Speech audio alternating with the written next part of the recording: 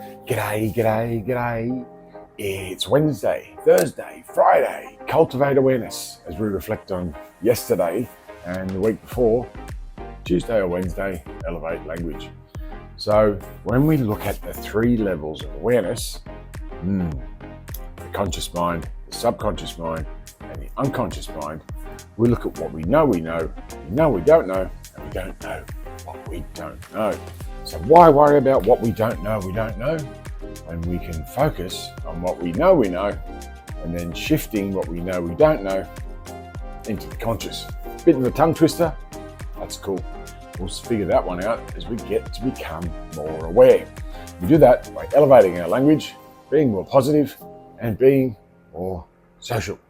So as we say, be more social, simply say, g'day. Do you feel like there's never enough time in the day? Are you struggling to switch off from work, the internet, and social media? It's time to reconnect with family, friends, colleagues, and most importantly, yourself. Join the Be More Social Daily Challenge. Just 10 minutes a day to recharge, gain more energy, and enjoy what matters most. Let's begin. Okay. So becoming more aware, does that mean becoming more aware of the people around us, the sights around us, or just awareness in general? What does that mean? Because I can be aware that right down there are criminals and there are some really good people. But what if the criminals weren't intentionally setting out to set crimes? But the good people were, but the outcomes were reversed. Now that might be a bit of a tongue twister again, and I don't mind speaking in tongues or codes. Another notification. I get hundreds of them every day. Am I aware of them? Absolutely. What if I just turn them off? Well, my intention there is to focus on the now and get that stuff done. But what if something pops up? What if someone has a car accident and I need to be there tomorrow or today or 5 minutes ago? Should I be made aware of that? But who on the other end should determine whether I need to know it or not? See, today's input, Thursday, fourth day of the week, my fourth strength according to the Clifton Strength Finder, is input. Yesterday, it's connectedness, number 3. So for me, connectedness is how I connect with people. It's my relationship building strength. And how I connected with a woman earlier in the week. Amazing. She's from Kenya. She's a goddess, an African queen, a princess, whatever you want to call it. Yeah, she gives away her time for money. Is that prostitution? No. Depends who's fucked. Because I'm fucked at the moment. And I don't feel like I've made love to a woman in, 15, 20 years.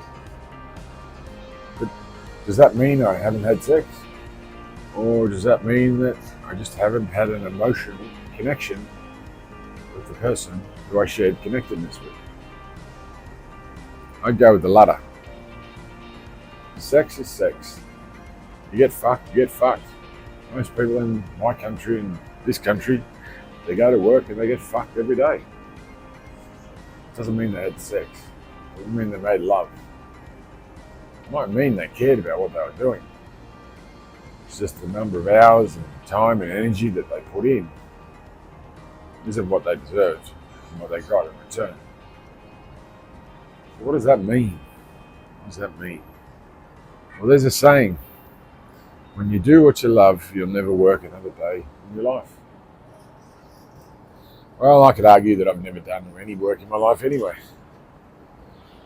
But my father taught me about efficiency and effectiveness. My mum taught me about creativity, longevity. And for a long time there, I didn't understand the artistic way, the creative way, because it was all about maths. Because I followed in my father's footsteps. He was an accountant. He became the leader of free trade in beef, just like my grandfather on my mother's side. And they took over from each other, and it's my responsibility to take on the next generation. But as we know, life skips a generation. From 1993 to 2025, it's 22 years, 21 years. No one was in charge of beef or trade. We've had some crazy politicians all over the world. Remember the 80s with Bob Hawke, the Iron Lady, Margaret Thatcher, Ronald Reagan, and Paul Keating snuck in there somewhere. He did the dirty on Bobby. We had some great presidents and prime ministers. But you got to watch those women. Yeah, they love looking over the fence, seeing which side is greener. The grass is greener on the other side. But someone will say that's sexist. Okay, so why do they do it? You're telling me that because men are loyal and they stay in their ground, but they don't. They go and sleep around. It's not loyalty. Loyalty is sacrificing yourself for those that can't sacrifice themselves. Women and children. But they're learning how to do it themselves these days. Suicide's up. Homelessness is up. All these ridiculous things that we are aware or we're not aware of. Why are you aware, or why aren't you aware? The suicide rates should be 4 to 1 men. Why is it getting closer to 3 to 2? Because women are becoming more aware that they can do it themselves. Emotionally and psychologically, they're hardwired to stop themselves from jumping off that cliff. But as they become stronger and stronger and want to push back and fight, they realise it's only one step. Just put one foot in front of the other and eventually you'll fall. That's what we do as human beings. And we become aware that the next step is just one step away. Too many of us look to the future, 1,000 metres down the road, 1,000 kilometres or 100 million kilometres away in Mars. Maybe it's not that far, but I don't know. I don't want to know. I have no interest in going to Mars. More than likely dig a hole under Ayers Rock and find water where it's been hiding for thousands of years. When that comet came and plugged up the ocean. Back then it was drinkable water.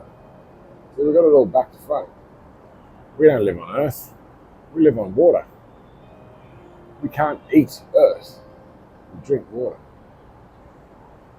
It's just, instead of Moses parting the sea, the comet plugged a hole and separated the continents.